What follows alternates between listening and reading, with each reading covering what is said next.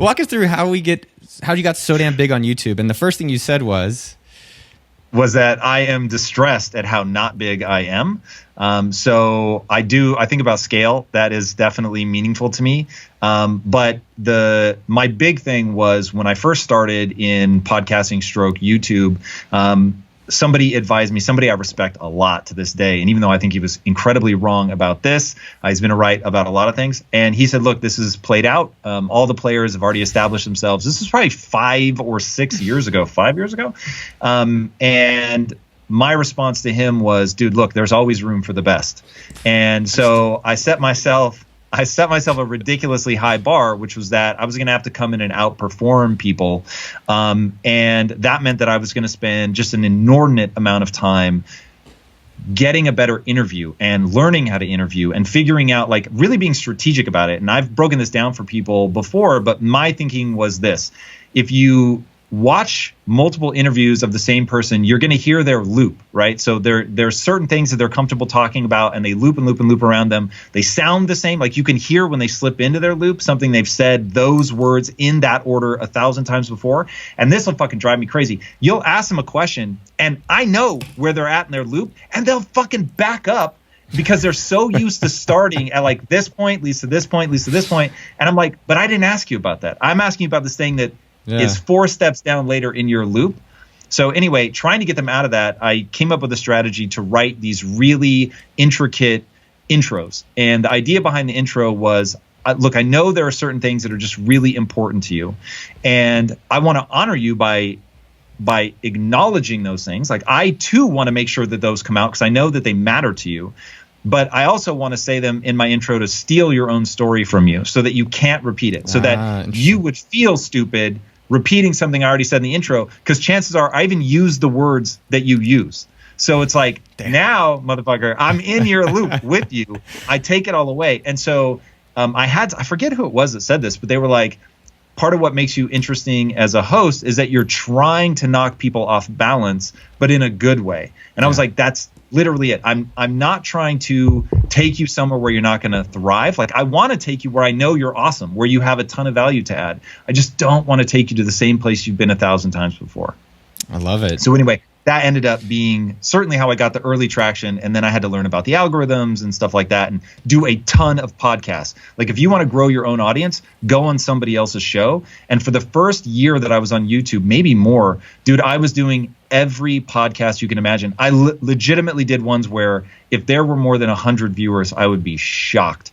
But if somebody asked, I said yes. And I poured my heart and soul into every one of them.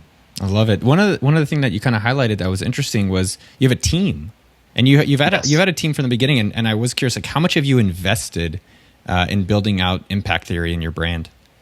So, that's a big question. So Impact Theory is, we have now 23-ish people full-time, but people have to remember, I am building the next Disney. So people think of me as Impact Theory, the show. I don't think of myself that way. And I'm actually constantly asking myself the question, should I keep doing that? Like, is that really, because the amount of time that it takes to do that side of the business is pretty extraordinary.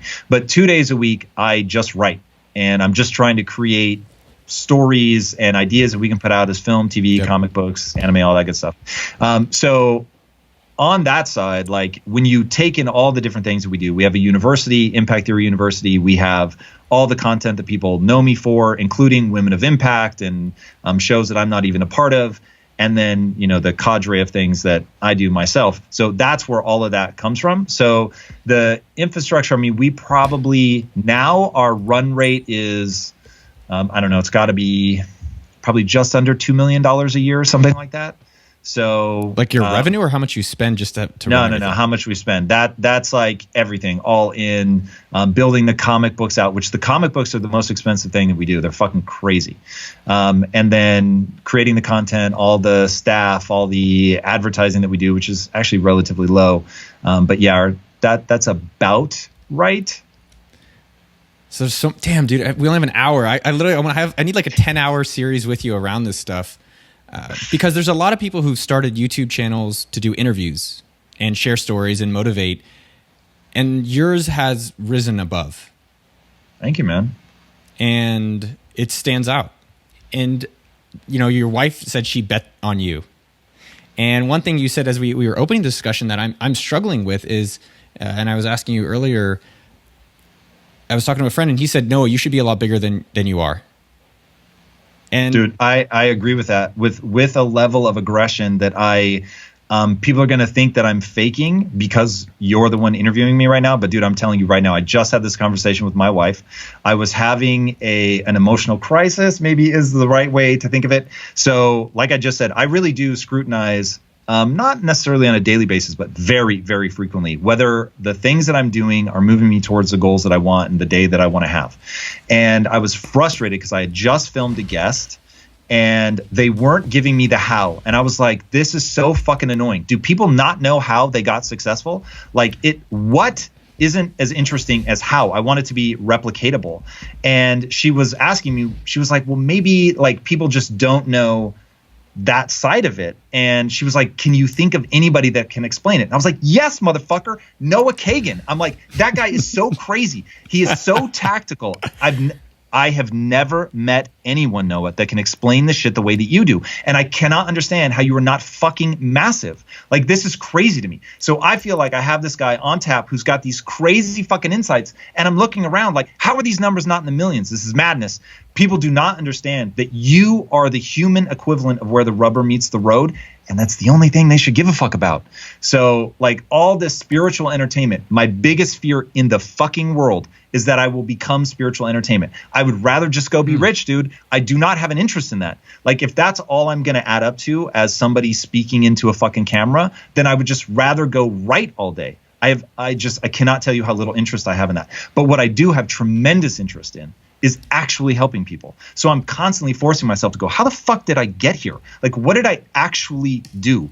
And I've legitimately, since I was a teenager, I've said, only people who get lost should give directions, and only people who had to struggle to assemble a piece of furniture should write the instructions. Because they'll go, dude, look, you're going to fucking get tripped up here. And I get that this photo, the screw looks like one thing and not the other. It's really this thing that I'm trying to show. And they'll put those gaps where people end up getting lost in. And that's, I feel I'm that. I'm the instruction manual written by a moron who actually managed to pull it all off. So he can go back and go, let me tell you where all the trip ups are. So anyway, that is a lot of words around. I agree with your friend who thinks you should be substantially bigger. And I want to stick on this. Not that I want you to keep flattering me, but I could do an hour of that just alone, and I'll send you you can send me the invoice afterwards. But I think this is true for a lot of people. I don't think I'm unique in the sense of, we think our messages are great. We think we have expertise, or we think we have something special. I'm trying to understand why there's people that are more known than me, but I don't know if they're better than me. And so I'm wondering why I'm holding myself back. And I guess maybe from your recipe of your life, what makes you think you should be bigger? I don't know that I should be bigger. I just know that I'm hell-bent to get bigger. So I am frustrated with my I use a tactic, which is to live in a perpetual state of joyful frustration. So I don't want people to think that I'm eroding myself. I'm not. I know better than that. So I want to kick myself in the ass about 20% of the time, and then 80% of the time be excited about everything I've accomplished and all the beautiful shit that I'm focused on bringing into the world. But if you don't do that, if you don't have that perpetual sense of I could do more, I could be more, I think you will miss out on what I believe is truly the meaning of life. So it's one question where every now and then someone will ask me, and it will almost always elicit laughter when I give them an answer so quickly and so well thought out that they're not used to that. Because most people are like, well, it's a big question. I'm like, look, this is really fucking simple. This is about the physics of being a human being.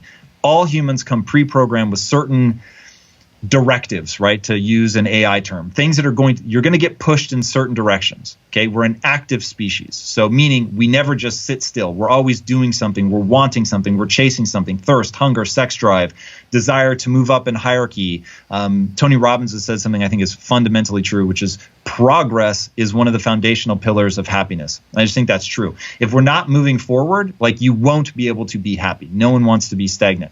So it's like, okay, well, if those things are true, then what becomes the meaning of life? I think at the core of it, the reason that the human animal has become the apex predator to end all apex predators is because we've chosen a strategy of adaptation. So we're not like a horse. We don't come pre-programmed with things. We have chosen to be influenced by culture, to let culture stack knowledge so that we don't have to reinvent technology every generation. It's there for us. It's in books. We can learn and adapt and grow very quickly. So knowing that all of that is true, I think that the meaning of life is to take this potential that you've been given and turn it into actual skill set. So to me, the easiest way to sum it up is to say we're all seeking power. And power, as I define it, is the ability to close your eyes, imagine a world better than this, open your eyes, and actually have the skill set to bring that world to fruition. And getting people to understand that skills have utility is like one of the hardest things to do, first of all, because it sounds so simple and so obvious, and yet people do not act like that is true. So they read a book to check a box, to be able to say that they've read it. They go to school to get grades to impress their parents, when what they should be doing is reading a book to get better at something so that they can, like, for instance, growing a YouTube channel. I had to learn about it. I had to figure out what would make a better interview. I had to understand the psychology of the person watching it. I had to understand the algorithm. And as I understood those pieces, I was able to build a channel bigger than most people can build. But it's only because I garnered a set of skills and my verbal ability, right? I've been working on my verbal ability like a fucking psychopath since the 7th grade. So what do you think most people are just afraid of going to that next level? I think, even for myself, I'm exploring that. I mean, maybe on another side of that question is, why do you think your message resonates so well with people? So I can do the easy questions. How's Quest bars? I love these questions. So here, my obsession is to exist in the world that isn't bullshit. So because I have that unending fear of spiritual entertainment, which I will define as powerful words that you plan to do nothing with. They made you feel some kind of way, and then you just never do anything. And I want to be an instruction manual. So I think part of why what I say resonates is I have lived it. So I'm telling you exactly what I did. So I feel reachable to people. I'm not so smart that people are like, oh my God, I could never be like that, right? So I look at Elon Musk and I'm inspired, but he seems terrifyingly far away. And I have to be very careful around my mindset when I think about him, not to make him some, genius that is beyond my reach. Otherwise, he won't be useful to me. So I think I talk about the struggle a lot. I get massively anxious if I try to posture or be cool. So there's like this, they'll use words like, oh, you're so real, you're down to earth, whatever. That's just me. I'm just being honest about what I did to get here. I'm not trying to make myself seem cooler than I am, but I know some shit and I'm not going to pretend I don't. And I'm going to fucking tell it to you with aggression. And because it's real and it will actually fucking work if you use it, you get this positive word of mouth around that. Like people are saying, yo, I used his tactics and they actually work and this shit is real. And then couple that with, if I go and speak or whatever, dude, I have stood without even stopping to urinate for 11 and a half hours, just answering questions after giving a talk. Now, most speakers are going to escape out the back. And so it's just like all of this stuff, they can tell, I want you to win. Like that, I'm wired for that shit. I've invested in that, like in terms of everybody has to decide what the meaning of their life is. And my meaning is to help people learn the things that I've learned because it will give you control of your life and you can do whatever the fuck you want. So I've just poured myself into that completely. So I love it. I mean, I think some of the things that you've said that I want to just highlight for the audience, and sometimes it's nice to hear it back from myself, is one, you take it as a professional. And I want to be clear on that. You're not, hey, I'm going to put up YouTube, I'm going to do interviews, I'll do it for a year, see how it goes. You're like, I am going to run it like a business and I will figure out how to become the best and I will invest and I will put my money to go all in. And I think that's where the results do also speak for themselves. And the second part around the messaging and the resonation, at the end of the day, if you're sharing your recipes, and I like that terminology, and the dishes taste fucking great, and you're doing whatever it takes, and I've seen you on Instagram, and I know on YouTube, you make sure that everyone is heard. And people say, how do you build a community? One by one. And you help them get the things they want. And there's, I'm sure, some old ass quote like, well, you get what they want, then you get what you want. One thing for myself, and I'm just curious your opinion, man, and then for everyone else out there that believes they can be more, how do I find that in myself? If you were coaching me, how would you say, no, like you see something I'm missing, and I like my stuff, and I think it's really great, and I'm starting to really open up and unlock, like, what if we all just get fucking unleashed? And so I don't know, how would you coach or explore that?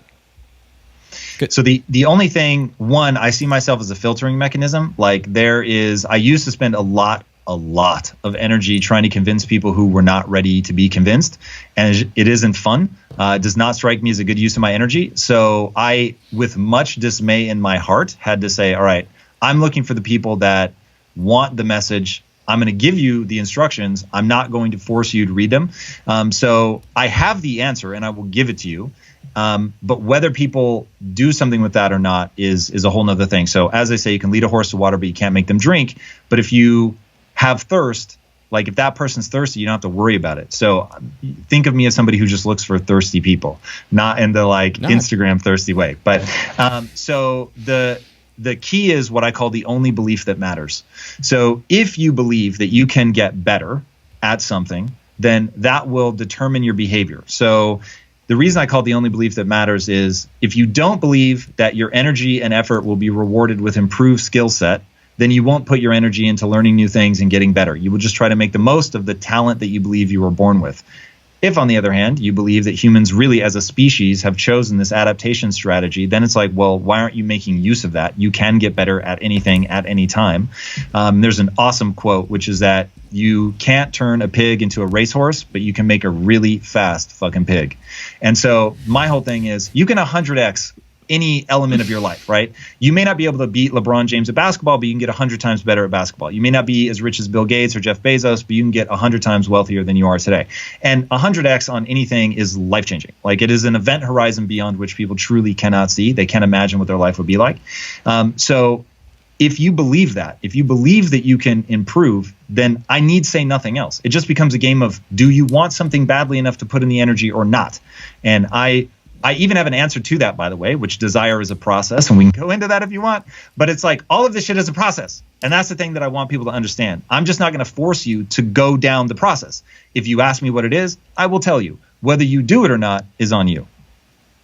I have other questions, but you can't fucking cock tease me like that. Oh, I got the process to figure out your. All right, so here it is. I'll give it to you real fast. Yes, please. You have to build desire. You've got to learn how to want something. So I will give you an example of 2 times in my life where I've changed what I wanted, and it had a material impact on my life. Okay, I was not born with a desire. Nobody is, right? If Steve Jobs had been born 1,000 years ago, he would not have wanted to build the iPhone. That just wouldn't have been where he was at. It's not where culture was at. It was not where technology was at. So we're all, to a certain extent, a product of our time. So that means we're influenced by culture. We're influenced by our parents, by the kids that we grow up around, by pop culture, the zeitgeist, all those things at that moment. So what you need to understand is you can point your desire at anything. So the way that I explain it to people is passion, which is one way to think about desire. Passion is not an archaeological dig. It is an architectural build. So you don't turn inward to find something that's been hiding from you your whole life. It doesn't work like that. You decide what you're going to want, and then you build that desire. So you take that sort of low-level interest and you build it into a true passion. So when I was going into Quest, all I knew was I didn't want to be in technology anymore. I wanted to build a company that was authentic, that was passion-based, that was creating value in people's lives. Like that's what we outlined. Now, my partner happened to be really good at nutrition. So I was like, well, can I link on to that? Can I fall in love with nutrition? Can I find something in my life that I could turn into a passion? And I was like, yes, actually. My mom and my sister are morbidly obese.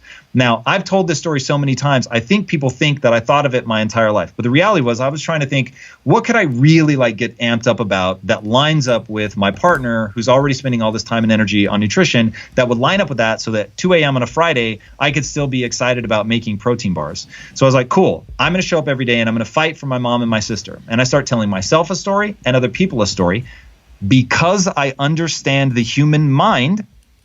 And I start telling this story about I'm going to save my mom and my sister. Oh, how are you going to do that? Oh, through this nutrition company. Because if we can make food that they can choose based on taste and it happens to be good for them, then it could be revolutionary. Like that would be the no bullshit answer to how you turn somebody's life around because they've known about diet and exercise forever and they've not done it. So that clearly is not the answer. Now, I started telling that story to myself. I started telling that story out loud to trigger congruence You want to jump in? No, keep going. Okay, so you say it to other people to trigger congruence in your own mind. And then, and this is the key, I embodied my passion, the passion that I wanted to feel for it. I embodied it every time I told that story.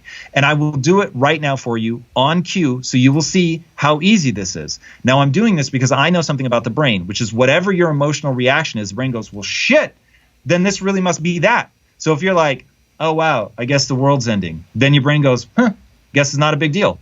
And if you say, holy shit, I just found a quarter on the fucking sidewalk. This is crazy. Can you believe this? I literally didn't have that quarter a second ago, and now I have it. This is fucking insane, man.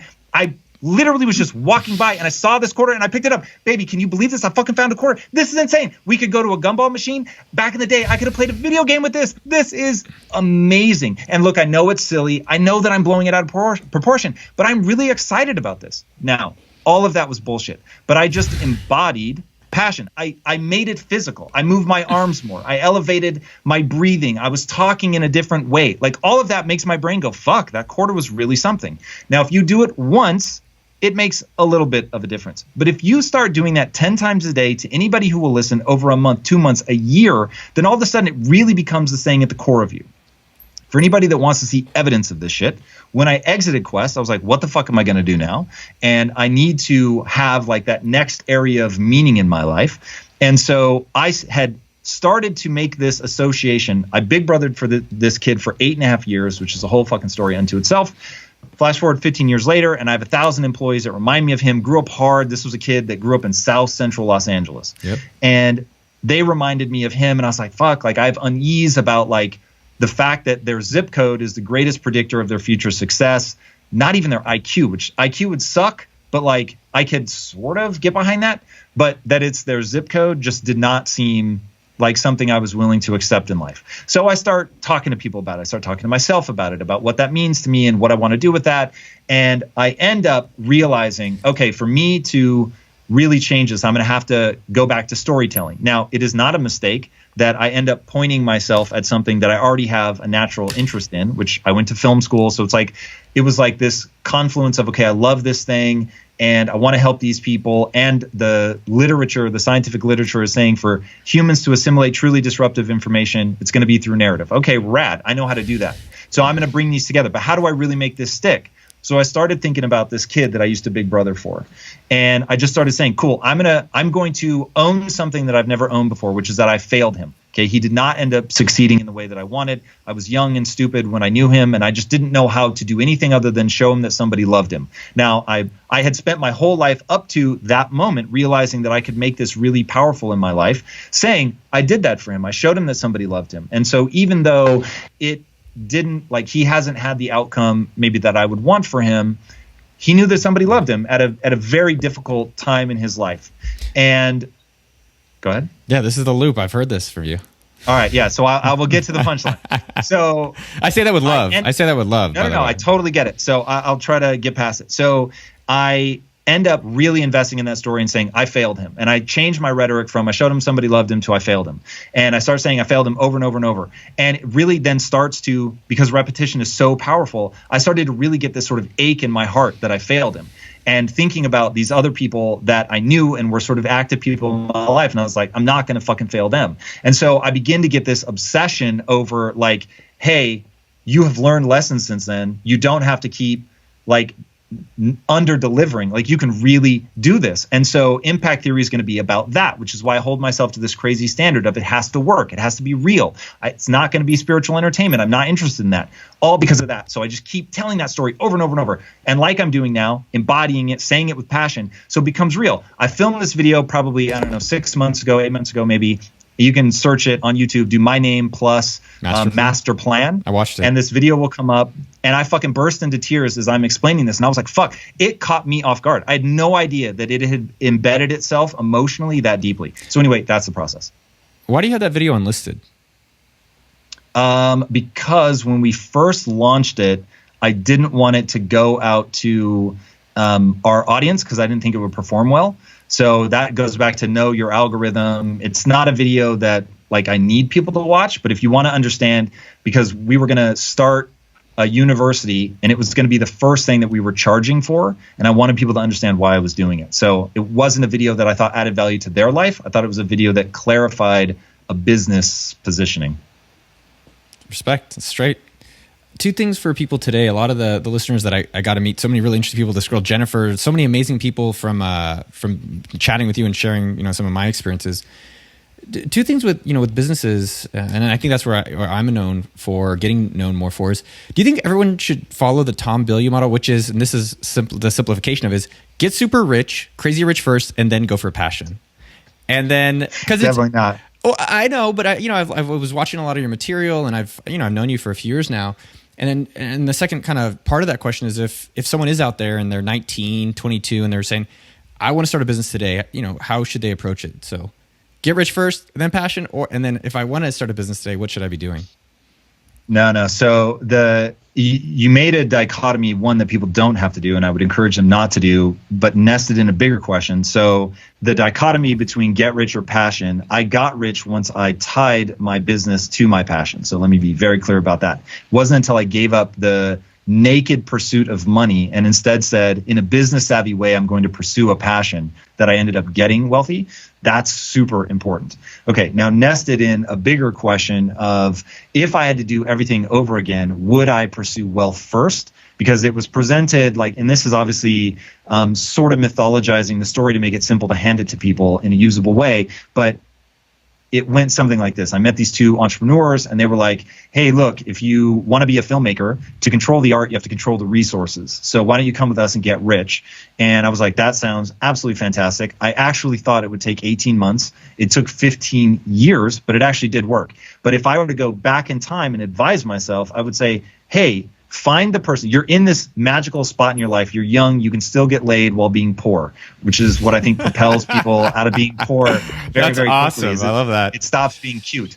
But at the time, I was young. That would have been absolutely fine. So I would advise myself now, go to the person who's living your ideal life and offer to work for them for free in exchange for knowledge and connections. Because what I didn't know then, I was always trying to optimize for the dollar, get whatever job paid me the most at that moment, not realizing money spends once and knowledge and connections monetize forever. So it's so straightforward, but crazy powerful. But it's beautiful. Very well put.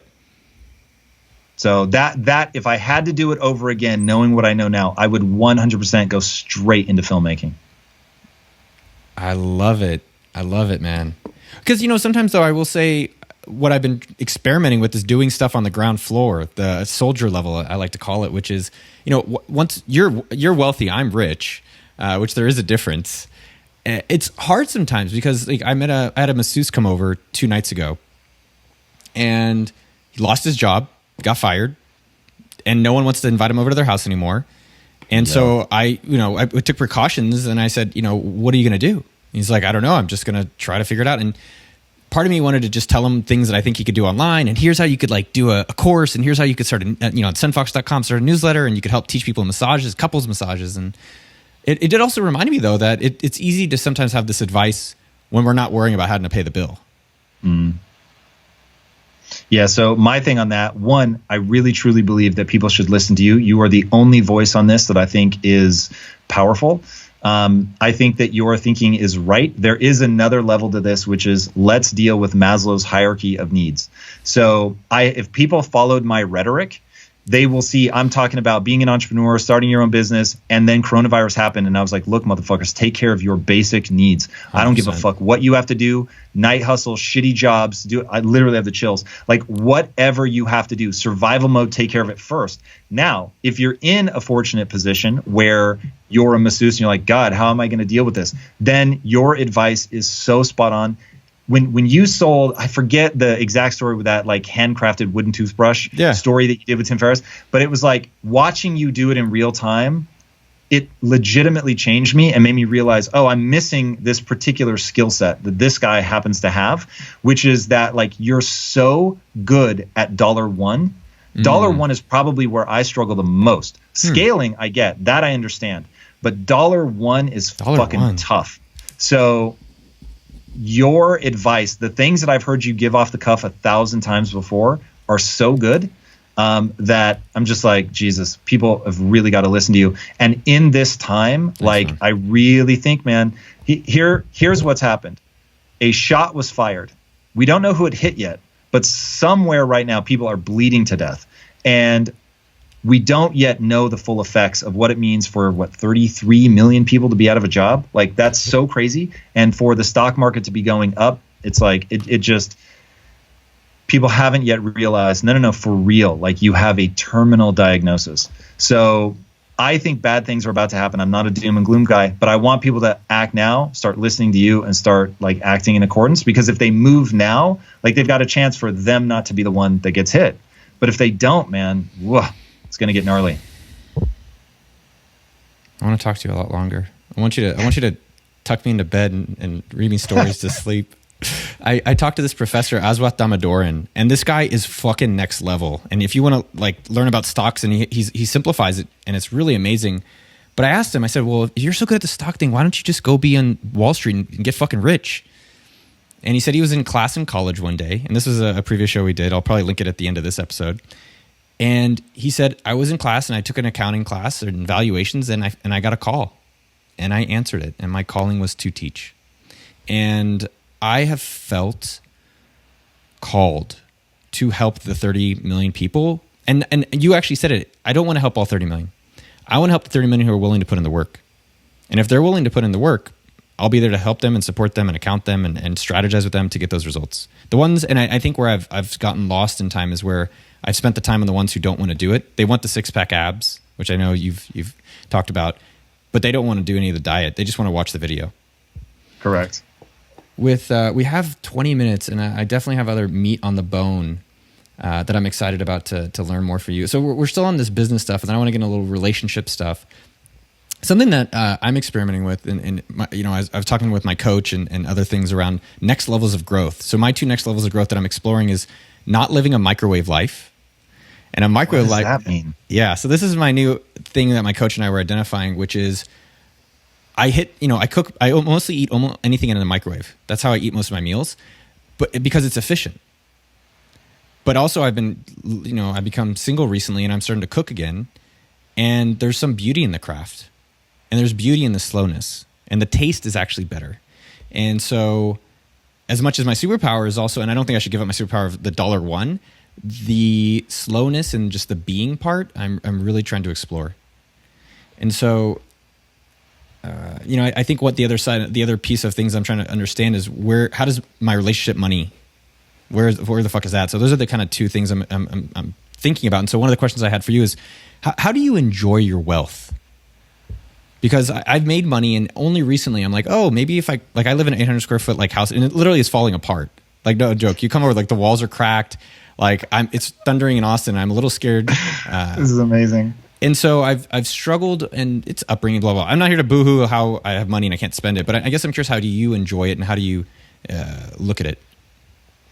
So I've done two things, really, three maybe, with my money. So number one is building the company. Like, telling stories is my greatest joy. And I set out now 16, 17 years ago, maybe more, and said, I'm going to make films my way. I'm going to go get rich and build a studio.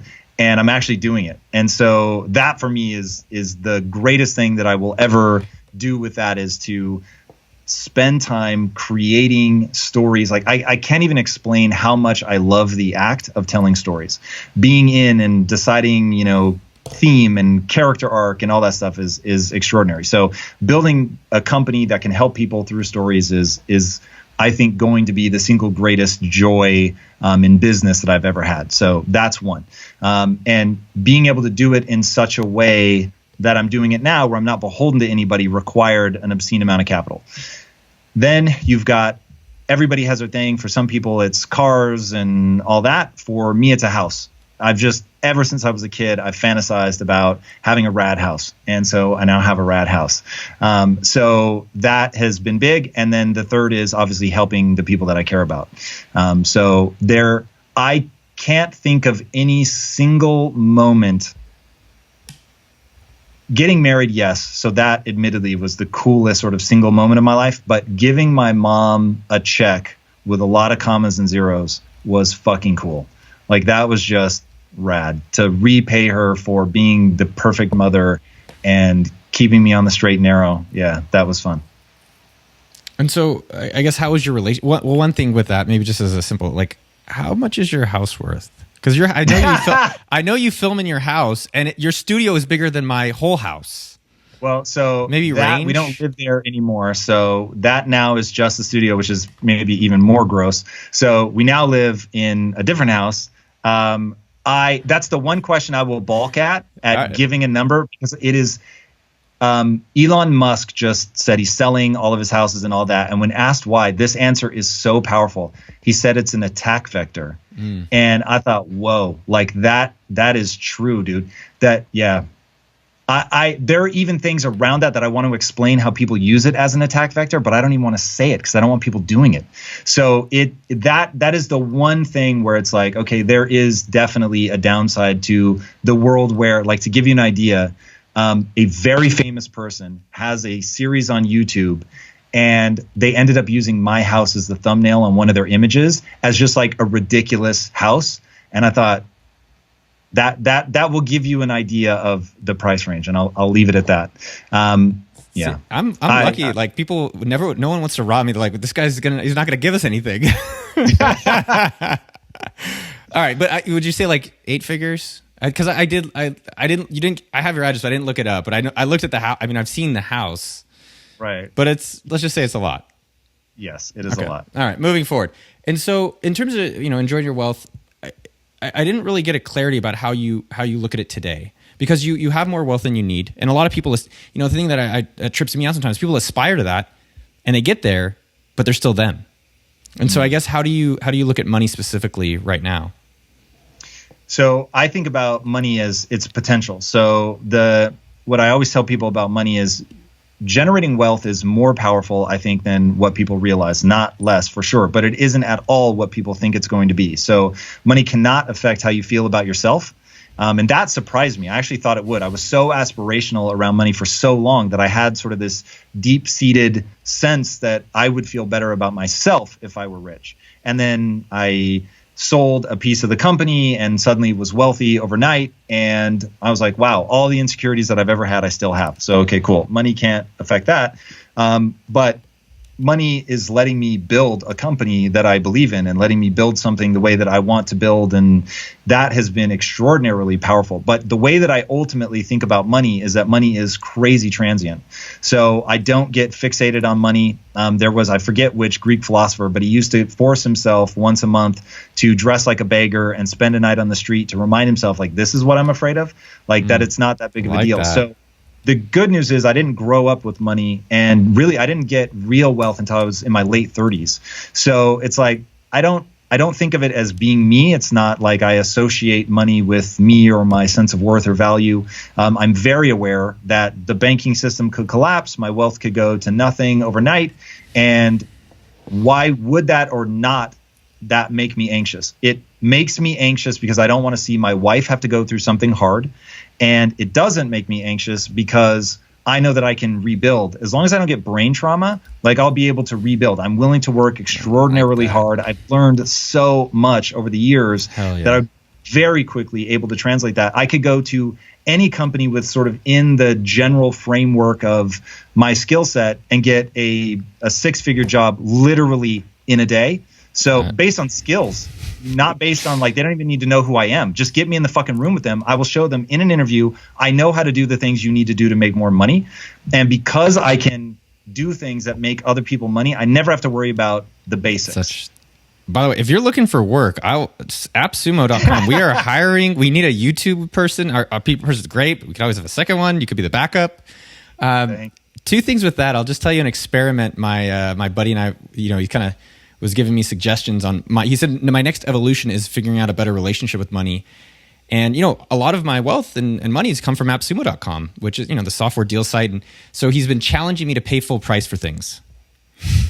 And so that's been, I don't know, it's a little opposite. But I always want, my dad was, so my family wants deals. So anyways, one thing that you said there, and we have 10 minutes. So we're going to do a power 10 minute of questions. Speed round? Speed 10 minutes. Love speed round. Yeah, let's do speed round. Let's do it. your wife, you talk about your wife more than almost anyone I know.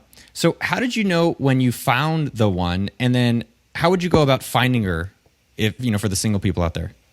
Okay, so this is speed round. Number one, if you want to find somebody worthy, you need to be worthy. So it starts with getting yourself in line. And that was the first thing I had to do. So I had to become confident. I had to learn all that. I had to stop writing poetry and showing up with flowers on the first date. It's not a turn on as much as I thought that it would be. So I stopped doing that. I would be aggressively myself. That is the best piece of advice. If you want to meet somebody that you're actually going to thrive with over time, do not fake, do not posture, nothing. Just really be who you are so you can attract somebody you actually want to be with. There was a first part to the question? Well, the first part was how do you know when you found the one? So that is, how does that person make you feel? Do you feel better, more buoyed? Are you excited when you're around them? And then I think you really have to look at it. So I remember with Lisa, I didn't plan to get married when I met her. And after realizing, holy shit, I'm in love and this is so much fun. I've never enjoyed myself as much with another human being as I have with her. All the things that we can do together. This is rad. I can be myself. She pushes me. I push her. It's just awesome. And then I said, but she gets sick a lot. And I'm not a caretaker. I fucking hate being a caretaker. So can I really be with somebody that's as sick as often as she is sick? And my answer was yes. And so I realized I'm either never getting married or I'm marrying this woman.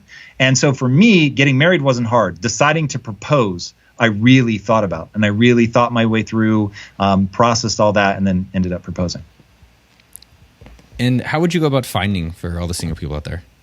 Well, that's what I was talking about with being you need to be aggressively yourself. You need to have self-worth. You need to have earned self-worth. And then, it's just, I would be on the internet. That's just the truth. You've got to sift through a lot of numbers. Now, I may find that going on the internet is just a clusterfuck. I don't know. I got married before internet dating became a thing.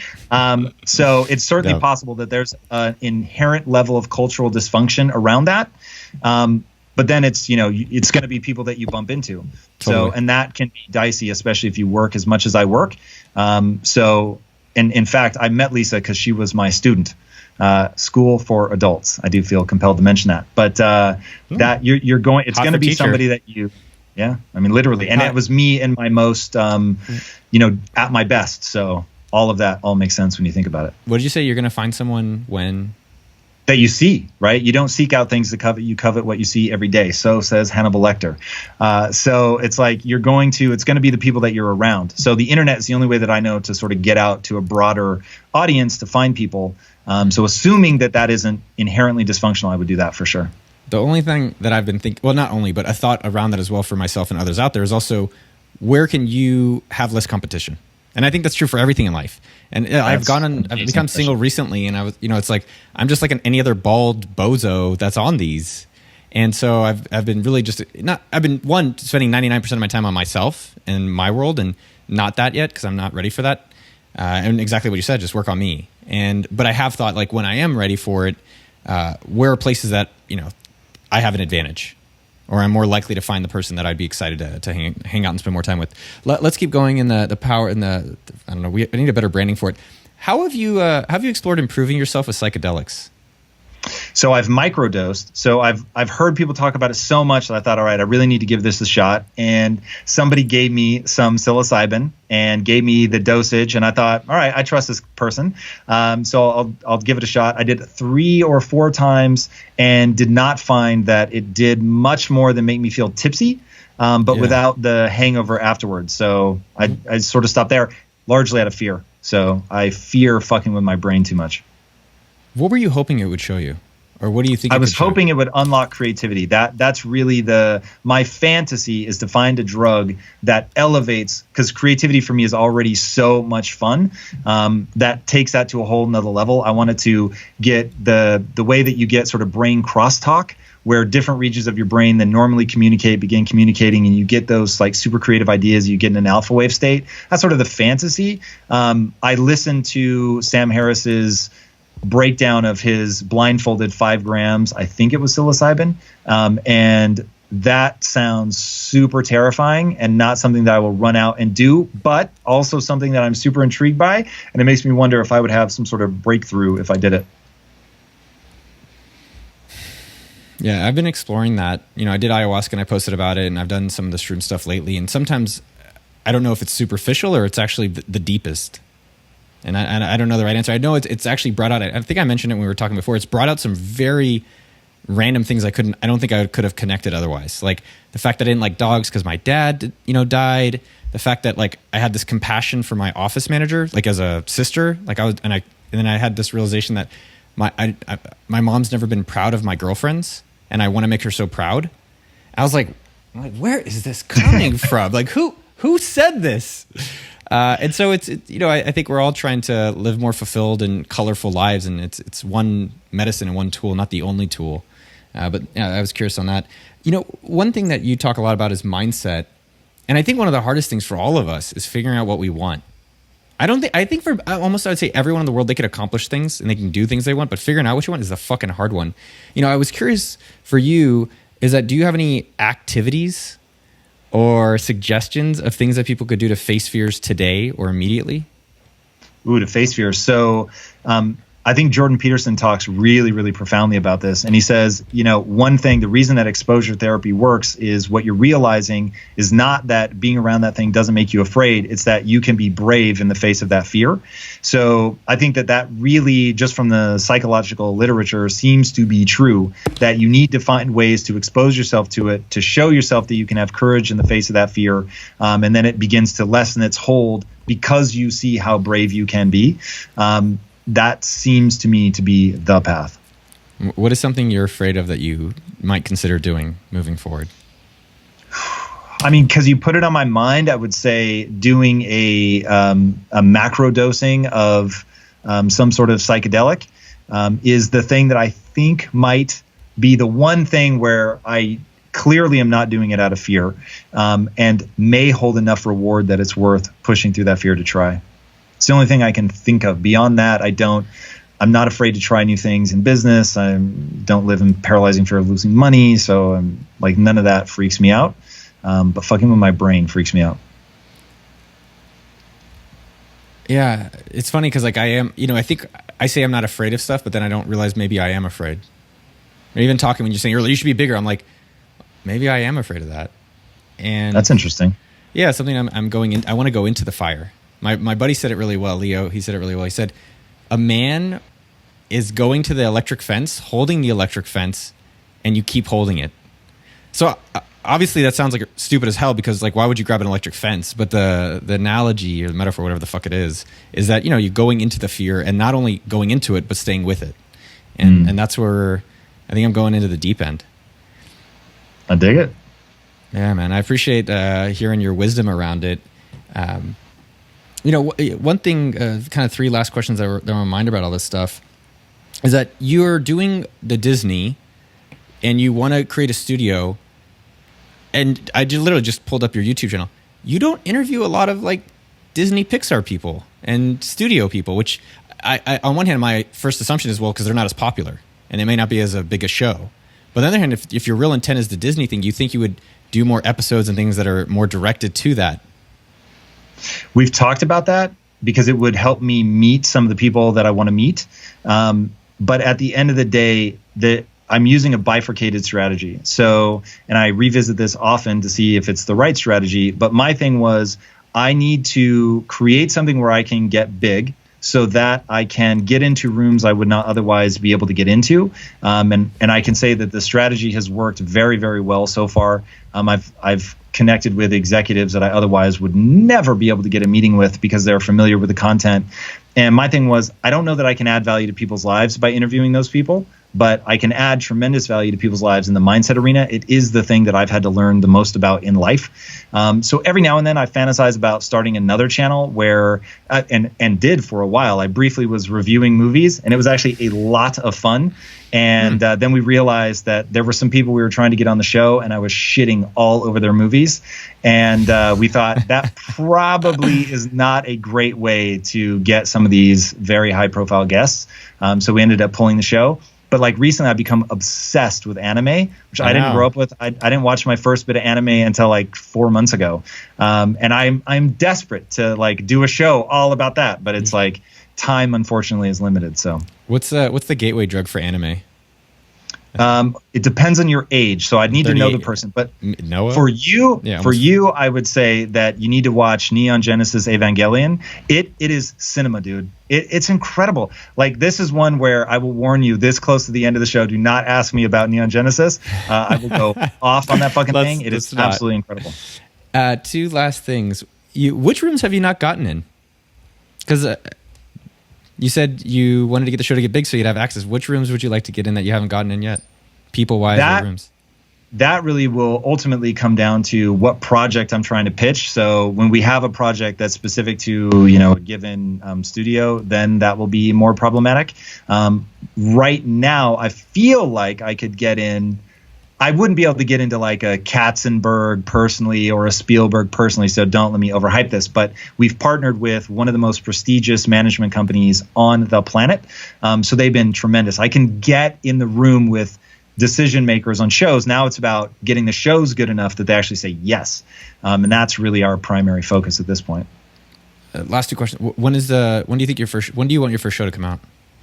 So we have right now a reality show that we're pitching that I think is pretty fucking awesome, that we think could get picked up faster because it is easy to shoot during coronavirus. Got it. So that could theoretically come out before the end of this year. We'll see. Many a slip between cup and lip, as they say. We had a project that was being developed with a Japanese studio for anime. And then since coronavirus hit, they have just stopped. So you never know, like, when this stuff is going to cross the finish line. But we have projects right now that are ready to go if we can find somebody that's ready to greenlight it. So that's the harder part. You ever watch the movie Small Time Crooks? I haven't. So this is one of my favorite movies because I reference it a lot. But the movie is this. It's Woody Allen, and him and his friends try to rob a bank, and so they buy the cookie store next door to the bank because they can dig underneath the cookie store to get into the bank and rob it. And then the wife, they say, well, shit, you need to run the store so we can rob this place. And while they're robbing the bank, which they end up not doing, the wife ends up turning the cookie store into a multi-million dollar business, and they get rich. That is amazing. And so I thought of it with you, where you're trying to do the Disney and you're trying to do the studio and the shows, but maybe there's actually something else there all along. Certainly, I ended up generating wealth elsewhere. That is for sure. But when I think about, like, because this really comes down to me, what do you want to struggle with? So we all have to fill our days somehow, right? So the thing that I could do for the rest of my life and ultimately fail at is tell stories. So, and when I think about having the kind of impact that I want to have, I think that given my passions, given my interests, given the skill set that I've developed and all that, the area for me to have real deep impact is twofold. What I'm doing now, which is just direct to camera, telling people think like this, act like this. I think I've garnered some information that will be very helpful to people. And then the other side is storytelling. So those are the two things that I'm doing. And if I was forced to pick, I would choose storytelling. Just that the joy that I have at that, even when it doesn't work, is unparalleled in my work life for sure. Yeah. I was just saying, you're already having the success with your storytelling through your show. Yeah. And it's like, look, that is a very different type of storytelling, yeah. But I am not blind to, nor do I take for granted the fact that I'll be walking down a hallway in a Vegas casino and someone will run out, literally grab me by the arm. This is a real story, burst into tears, grown man. And just like, I was going through a divorce and I lost my business all at the same time, and you were the only thing that got me through. And it's like, fuck, that is exactly why I do this. So none of my life, I don't live my life by accident. Like, these are very intentional choices that I made because the feedback loop is extraordinary. The process is extraordinary. Doing this, having you on my show, being on your show like this, when I see it on my calendar, I'm like, yeah, this actually is work, but it doesn't feel like work. Like, this is rad. You know what I mean? So yeah, it is. I constantly scrutinize it, but I've tried to build my ideal life. I love you, man. I love you. I'll be right back, dude. Dude, I'm rooting for you. And it's just, it's inspiring to watch. It's inspiring to be a part of your journey as well, and do my part to help share it too. Thank you. Appreciate that very much.